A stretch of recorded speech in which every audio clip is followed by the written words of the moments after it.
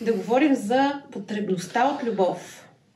И самомишка, и това как дори да си някакъв гном нещастен пак имаш нужда от любов.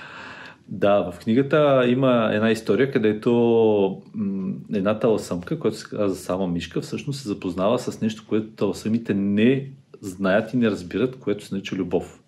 И го счита за нещо много опасно. Тя един ден пренебрегва забраната на останалите таласъми да влиза в квартала на богатите и се промъква през една камина, където вижда момче и момиче да се целуват.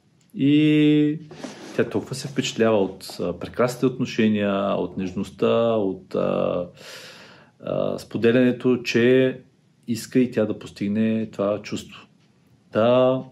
Нейният подход е да си изруси косата, макар че никой от таласъмите няма руса коса.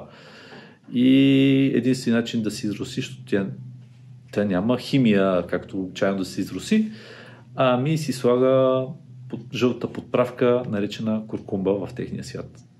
От нашия се нарича куркума. И се ръси здраво, отгоре до долу, за да може да изглежда рус. Съответно, гоблините, съответно таласъмите от нейното село са ужасени, че тя е пълна с любов и почват да я лекуват по най-възможния добър начин, с удари по главата, топене в студена вода, четене на разни стихове, които са ужасяващи, за да може тя да се осъзнае малко, както е клин избива.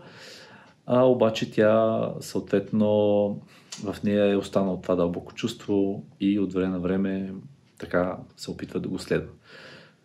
И всеки един човек на земята и всяко едно същество иска да бъде обичано и съответно да бъде прието.